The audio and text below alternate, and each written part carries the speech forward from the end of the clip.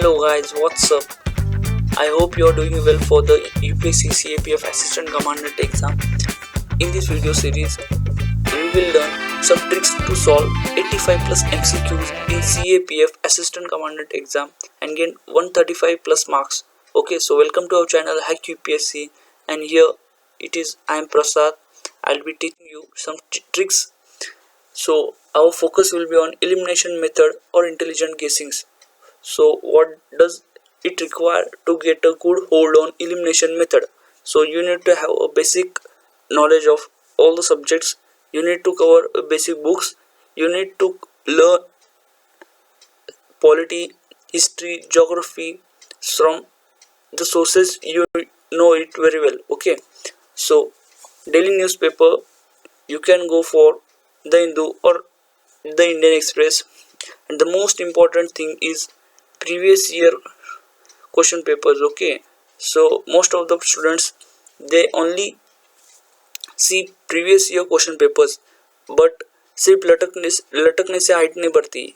सो वैसे ही सिर्फ देखने से स्कोर नहीं बढ़ता. You need to revise it a lot. Okay, so previous year question papers you need to revise a lot, and I will be telling you the importance of seeing the previous year question papers in exam. Okay, so note for today's video series, it is not a question but the options which makes the question hard. Okay, so what you have to do, you have to minimize the mistake and you have to maximize the score. So directly going for the question. Okay, so there was a question in 2017 exam: who among the following has won the Dadasaheb Phalke award for the year 2016? So there was four option. So what the question is asking is factual information. In these circumstances, either you know or you don't know. Okay, so you can't apply elimination or intelligent guessing here. You know it or you don't know it. So that is the thing. Okay, so the answer was Manoj Kumar. Okay, also one thing must keep in mind, this question was asked in 2017 exam and the recipient for 2017 was K. Vishwanath, but the question year demands is 2016 and the winner was Manoj Kumar. So you need to have focus on the year. Look, UPSC CAPF exam is very factual.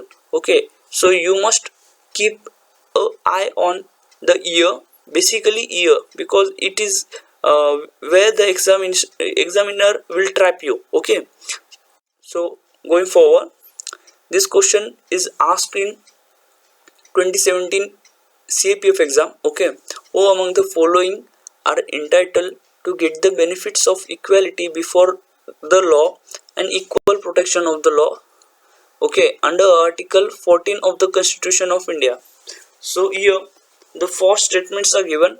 Okay, all Indian citizens living in India, all Indian citizens living abroad, foreigners living within the territory of India, all citizens born in India. If you have read Lakshmikant's book, so in that book they have given 5 articles which apply only to the citizens of India and not to the foreigners. Which are those? Article 15, Article 16, Article 19, Article 29, Article 30. Okay, apart from this, also Article 14 does not apply to the enemy aliens. Okay, Article 14 does not apply to enemy aliens, but here what they have asked is foreigners. Okay, so they don't ask about enemy aliens. So going towards the option, you can see here that all Indian citizens living in India, all Indian citizens living abroad, and foreigners living in the territory of India. This 1, 2 and 3 is the correct option. And why 4 is not option? 5 actually it is not option, but if they have given 1, 2, 3 and 1, 2, 3 and 4, this two options were given. All citizens are there, but not all Indian citizens. It may be of American citizens, it may be of uh, another citizen. Okay, so this option may not be correct, so you can go for 1, 2 and 3. In this question, which of the following statements regarding the constituent assembly are correct? The first statement is it was not based on adult franchise. Okay, yes. It resulted from direct election. No, it does not it resulted from direct election, because the members of people elected the members of the state legislatures, and members of state legislatures elected the members of the constituent assembly. Okay, so it was an indirect election. Okay, so it was an indirect election and not a direct election. It was a multi-party body. Yes, it was a multi-party body. It worked through several committees. Yeah, obviously it worked through various committees such as drafting committee. Okay, so going for the option, uh, you have already eliminated option 2. Okay, so eliminating option 2, what you will get is C. So C is the correct option here. Okay, which of the following is not the characteristics of the permanent settlement? Okay, so permanent settlement. Okay, so permanent settlement was started in 1793. It was started by Lord Cornwallis. Okay, so it was direct settlement with the zamindar. Okay, so permanent settlement vested land ownership rights in the zamindar. Okay, so as I have said, it is permanent settlement with the zamindar. The permanent settlement continued to pay attention to the customary occupancy rights of peasants. Okay, the burden of high revenue assessment was shifted to the peasants under the permanent settlement. The condition of the actual cultivators of the land declined under permanent settlement. So, in this question, what they have asked is not the characteristic of the permanent settlement.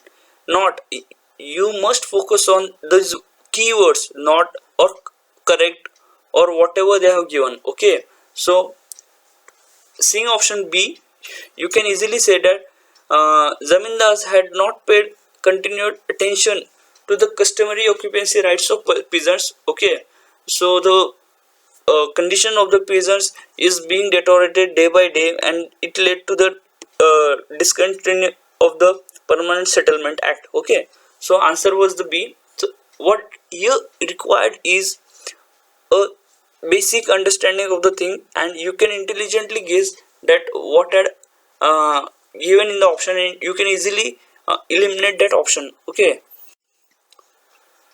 so here they have asked that what is mean by social equality. Most of the students, they don't know what is social equality, or they, it is not given in the M Lakshmikant, so what to do? But don't be afraid of this thing. Okay, just break the term social and equality. Okay, what is social? Something related to society. Okay, something related to caste, religion, race, something related to society. Okay, and what is equality? Equality means equal, being equal. Okay, so let's see option. Each person should perform the functions according to his status. Okay, no effort should be made to modify the existing social system. No person should be made to suffer a position of relative inferiority in relation to the other men due to caste, race, or religion. Special effort to improve the lot of weaker section. No, this must not be there. Okay, so we have eliminated one option. No effort, also this is not the case. Okay, each person should perform the functions according to his status. So this may be correct. Or no person should be made to suffer a position of relative inferiority in relation to the other men due to caste, race, or religion. So this caste, race, or religion, this thing is happen. Okay, and no person must suffer from relative inferiority. No person made to suffer from relative inferiority. So that is the answer. You need to have a clear understanding of the option. Okay, by understanding option you can easily reach towards the question: which one of the following statements regarding human rights is not correct? So what they have asked is not correct. Okay, so I don't know anything about human rights. Okay, I just know what is human rights only. Okay, so these are the four statements. Human rights derive their inspiration from the moral principles. They are applicable subject to their adoption by states. I don't know anything about this. Okay, International Covenant of Civil and Political Rights was adopted by the United Nations in the year 1948. The universalism of human rights is challenged by the cultural relativist. By seeing option C, you can see that in 1948 there was a United Nations Declaration of Human Rights.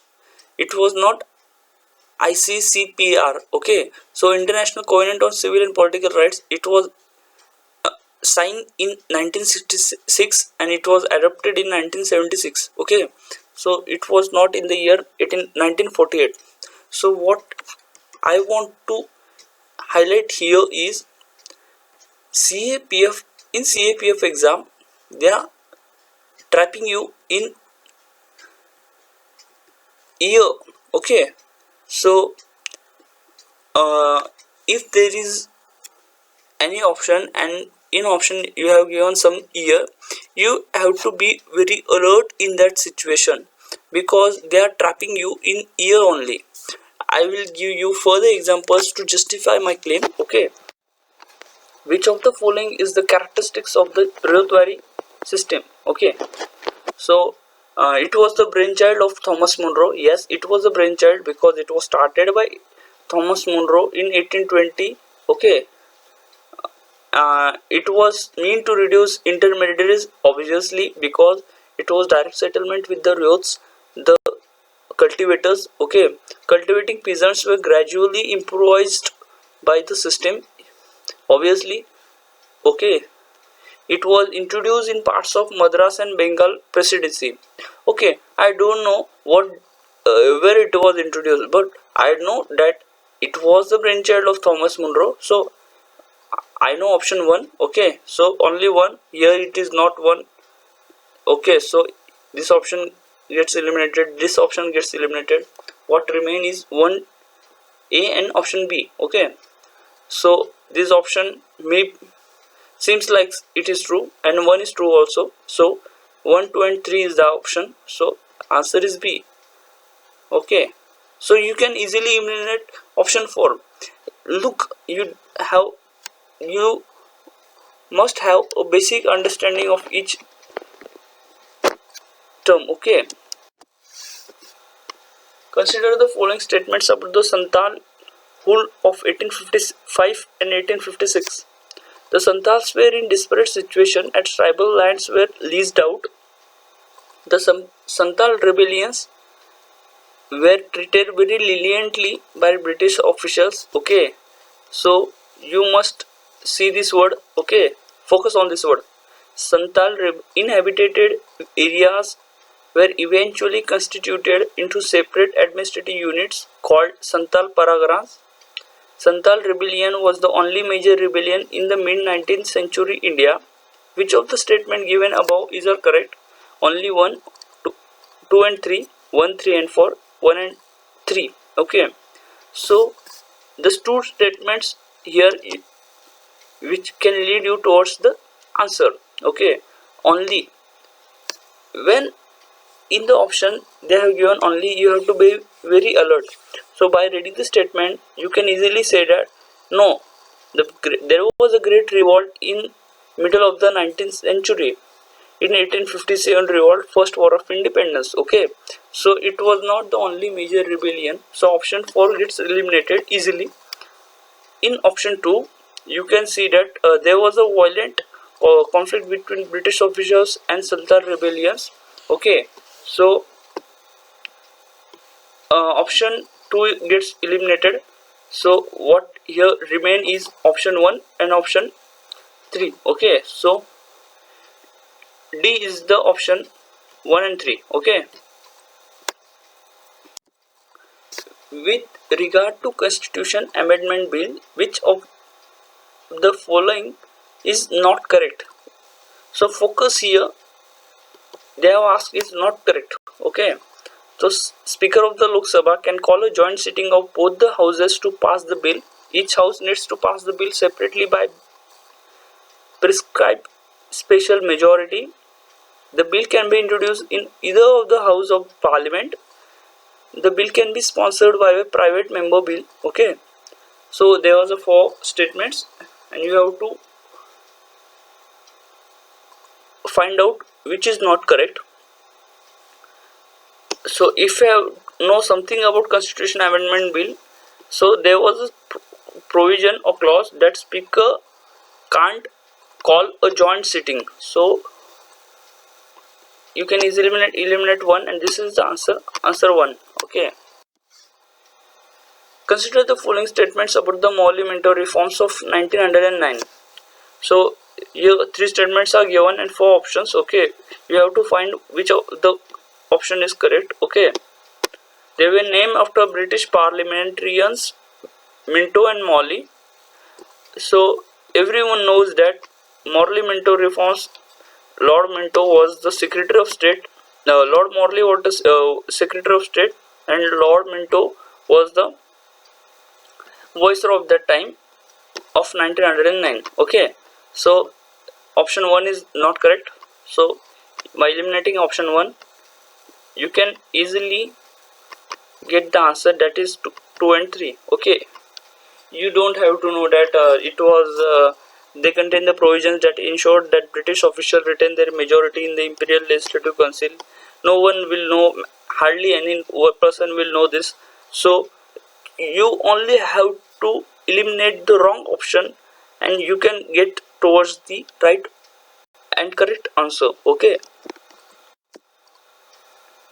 So what is the meaning of the term humanist used during the Renaissance in 5th century Europe?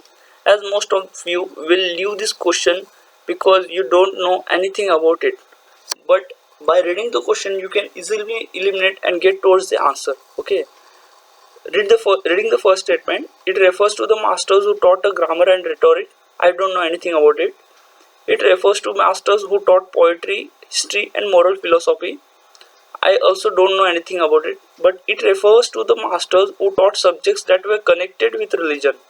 Okay, so I don't think that humanist and uh, Renaissance will have any connection with the religion, because Renaissance itself says that there was a rebirth and religion's influence is declining from that time. Okay, in 5th century Europe, during the period of Renaissance, there was a reducing influence of religion. So by eliminating option 3, you can get towards 1, 2 and 4 and 2 and 4.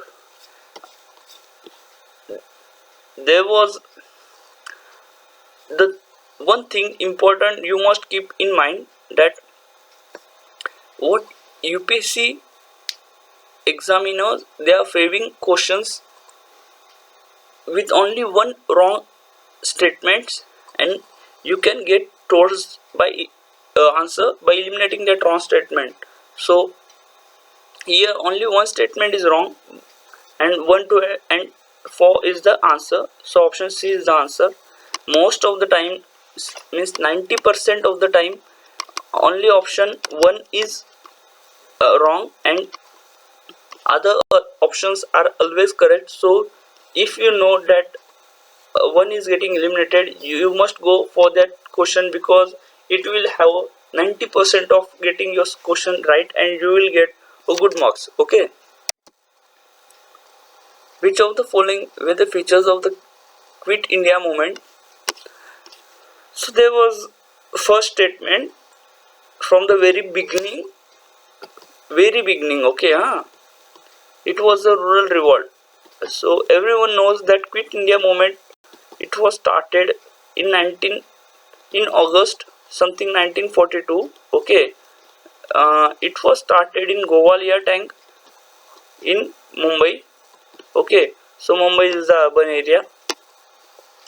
Okay, it was called as Bombay. Okay, so uh, it was a rural revolt. It was not a revolt, it was the urban revolt. Okay, so by eliminating option 1, statement 1, you can easily get towards the answer, that is 3 and 4.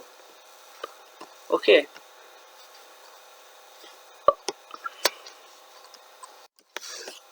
which of the following statements about the new style of architecture of Rome in 15th century is or correct? It was a marked by a complete break from the past. It was actually a revival of the imperial Roman style. The architects familiar with the classic style were employed by wealthy merchants and aristocrats. Okay, so the thing is, most of the time, what architecture of any country, what they do is they just add something in the previous thing and just innovate something. They don't have any break from the past. So it was just a common understanding. There are some exceptions, and exceptions are not the rules. So you must know that there are some exceptions. So, but commonly there is not the complete break from the past in any of the architecture of the any country of the world. Okay. So by eliminating one, you can easily came to answer that 2 and 3.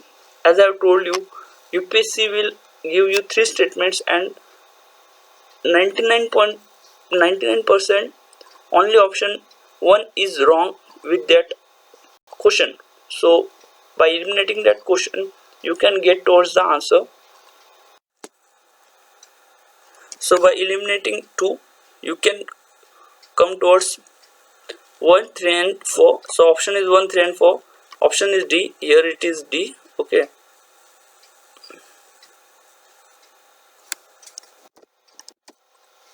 So in this question, I'll like to focus that in 2016 and 2015 this question has got repeated, so you can know the importance of revising the previous year question papers of CAPF assistant commandant exam. Okay, you can also go for UPSC civil services prelims exams, previous year question papers. You can revise it.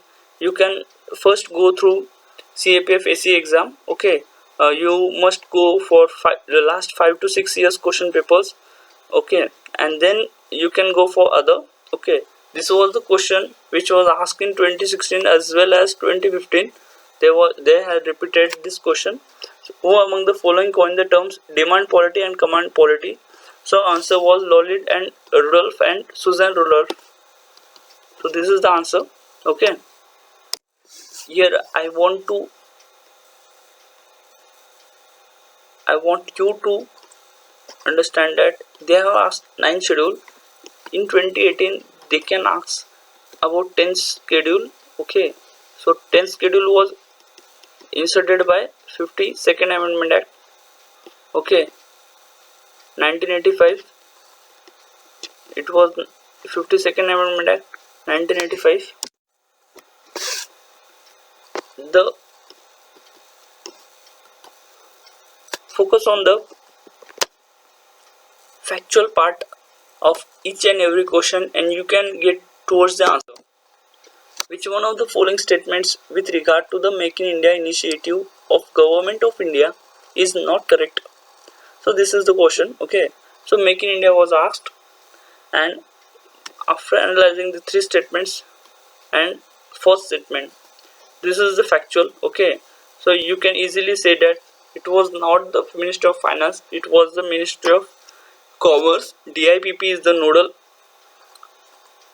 ministry. Okay, Ministry of Commerce is the nodal ministry for implementation of the Make in India initiative. All the 3 statements are correct. Look, all the 3 statements examiner will have to invest a lot of time in framing the questions with respect to about this statement. So instead of doing that, he will insert one option which is irrelevant, which is not linked to the any of the scheme or the particular thing which has been asked. So he will intentionally will put you to trap you. You have to just focus on that factual information only. So that's all for this video series. What I want to highlight here is you have to just minimize your mistakes and maximize your score, as UPSC CAPF assistant commandant cutoff lies something between 120 to 125. Okay, so if you get 130 plus score, so this may be the best score and you can get selected in high rank as well. Okay, focus on the things which I have taught in this video series, practice a lot and you will definitely get success. Thank you and have a nice day.